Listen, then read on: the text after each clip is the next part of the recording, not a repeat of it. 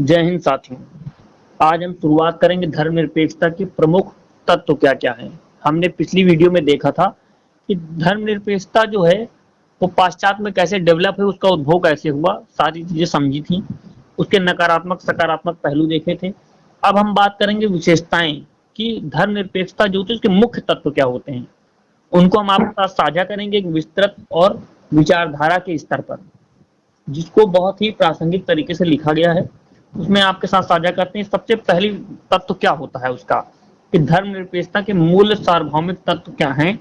धर्म से राज्य का, शिक्षा से धर्म का, धार्मिक सिद्धांत एवं रूढ़िवादी रीति रिवाजों से राजनीति का तथा पुरोहित वर्ग के प्रभाव से सार्वजनिक जीवन से पृथक काम, ये सार्वभौमिक तत्व हैं। ये धर्मनिरपेक्षता के मूल सार्वभौमिक तत्व हैं। ये होंगे ही होंगे और सब जगह होंगे। दूसरा क्या आता है मूल तत्व की, जीवन और जगत की समस्याओं के समाधान के क्रम में धर्म की भूमिका को न मानते हुए उससे उदासीन रहना है। उससे धर्म से उदासीनता बना करके रखनी है, दूरी बना करके रखनी है। अलौकिक एवं अतीन्द्रिय सत्ताओं के प्रति उपेक्षा का भाव रखते हुए केवल अलौकिकता में विश्वास करना है। ये भी मूल तत्व है। और आगे के तत्व देखिए निशा जी के साथ।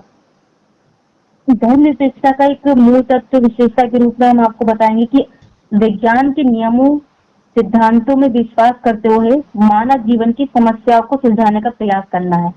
इसका कहने का तात्पर्य है कि हमें रूढ़िवादी विचारधारा के साथ नहीं, पारंपरिक तरीके से नहीं, बल्कि विज्ञान के नियमों सिद्धांतों को भी तर्क वितर्क करके आपके जीवन की समस्या को सुलझाना है। इस क्रम में हठधर्मी धार्मिक सिद्धांतों को अस्वीकार करते हुए तर्कसंगत सिद्धांतों को उचित ठहराना तथा अविवेकी मूर्खतापूर्ण रहस्यात्मक रूढ़ियों का उन्मूलन करना है। बिल्कुल। किसी नागरिक को किसी धर्म के कारण कोई विशेष कर या जुर्माना नहीं देना होगा।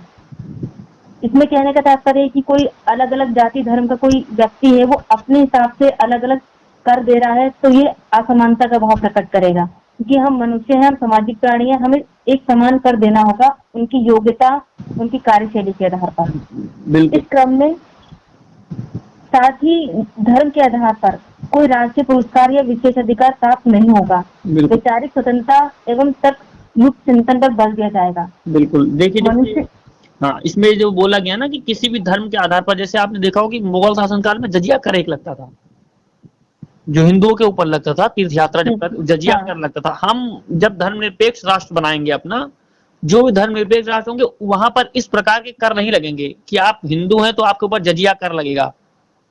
ठीक है, इसको इस तरह समझ। धर्मनिरपेक्ष राष्ट्र में किसी, आप हिंदू धर्म को मानने वाले, मुसलमान धर्म के रहने वाले, सिख के, ईसाई के, जैन के, किसी भी धर्म के, तो आपके ऊपर उस धर्म के आधार पर टैक्स नहीं लगेगा। जो टैक्स होंगे सभी जनता को समान लगेगी, किसी धर्म के आधार पर विशेष टैक्स नहीं लगाया जाएगा। जो मुगल काल में लगा था जजिया टैक्स, उसकी ये बात कर रहे हैं। उस तरीके का टैक्स नहीं होगा। अब है कि मनुष्य के वर्तमान जीवन, मनुष्य की बुद्धि एवं मानवीय क्षमता में विश्वास की प्रधानता, ये मूल तत्व होगा, प्रमुख तत्व होगा।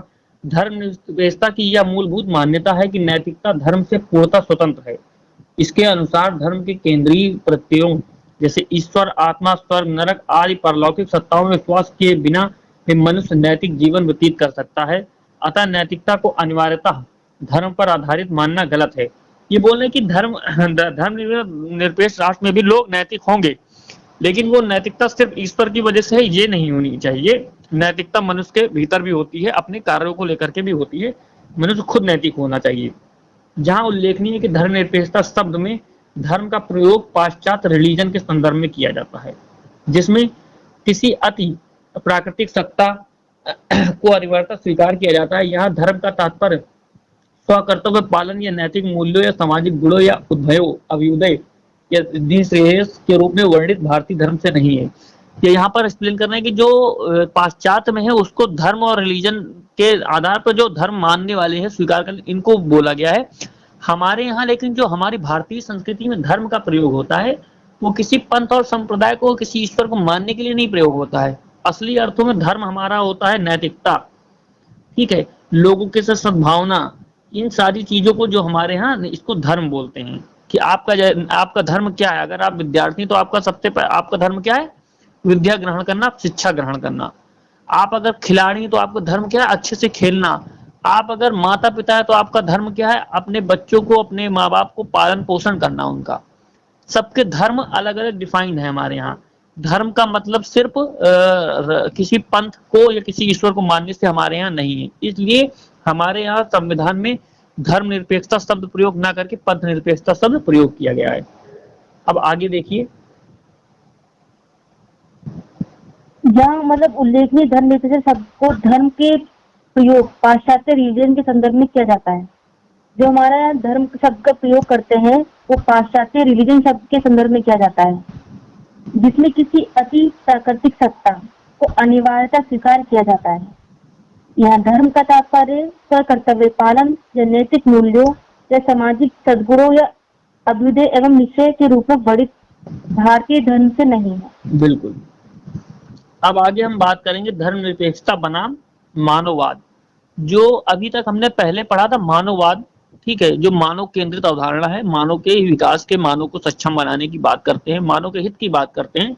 और ये धर्मनिरपेक्षता है, इसमें क्या है, इसके बनाम क्या है, दोनों एक दूसरे के, उसकी हम बात करेंगे।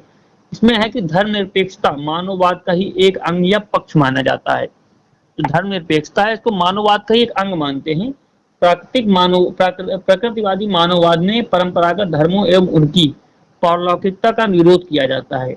इसके विपरीत धर्मनिरपेक्षतावाद में धर्मों के प्रति उपेक्षा या एवं तटस्थता की नीति अपनाई जाती है। इसके अनुसार ईश्वरवाद एवं अनीश्वरवाद दोनों को ही उपेक्षित करना चाहिए, क्योंकि वैज्ञानिक विधि एवं रीति से इन्हें ना तो स्वीकार किया जा सकता है और ना ही इनका खंडन किया जा सकता है। धर्म संबंधी विचारों के प्रति उदासीनता या उपेक्षा का भाव ही धर्मनिरपेक्षता का प्रमुख पक्ष है। इस तरह से धर्मनिरपेक्षता और मानववाद हमने देख लिया। अब आगे हम बात करेंगे धर्मनिरपेक्षता बनाम नैतिकता की, जो आपके साथ साझा करेंगे निशा जी। यहाँ धर्मनिरपेक्षतावाद का यह मानना होगा कि नैतिकता धर्म से पूर्ण स्वतंत्र है। नैतिकता धर्म से पूर्ण स्वतंत्र है। इसके अनुसार धर्म जो है ईश्वर, आत्मा की अमरता, पुनर्जन्म, स्वर्ग नर्क इत्यादि पारलौकिक सत्ताओं एवं विचारों पर आधारित है। हमारा जो धर्म है वो ईश्वर, आत्मा या पुनर्जन्म या नरक स्वर्ग की अवधारणा से संबंधित है। वही नैतिकता इससे अलग है, परंतु मनुष्य इन सत्ताओं में विश्वास किए बिना भी नैतिक दृष्टिकोण से उन्नत जीवन व्यतीत कर सकता है। ऐसा नहीं है कि यदि कोई धर्म को मानता है वही नैतिक होगा। बिल्कुल। कोई अगर नैतिकतापूर्ण जीवन जी रहा है तो जरूरी नहीं है उसको धर्म का पालन करना है। दोनों ही एक तरीके से विरोधाभास और दोनों एक दूसरे के पूरकता को सिद्ध करते हैं। वास्तविक स्थिति यह है कि धर्म नैतिकता के विकास में साधन न होकर बाधक है। मनुष्य अपनी विवेक शक्ति एवं तर्क शक्ति के आधार पर मानवीय हित को ध्यान में रखते हुए नैतिकता के मानदंडों को स्थापित कर सकता है। बिल्कुल। अब ये हमने धर्मनिरपेक्षता बनाम मानववाद और धर्मनिरपेक्षता बनाम नैतिकता कैसे होती है उसको हमने समझ लिया, और हमने ये भी देख लिया कि धर्मनिरपेक्षता जो होती है किस तरीके से डेवलप हुई थी और इसके मुख्य तत्व क्या होते हैं, जो विशेषताएं होती हैं वो क्या होती है कि जब अगर कोई राज्य धर्मनिरपेक्ष है तो उसमें ये विशेषताएं होनी ही चाहिए, तभी वो राज्य, वो देश, वो लोग धर्मनिरपेक्ष राष्ट्र या समाज कहलाएंगे।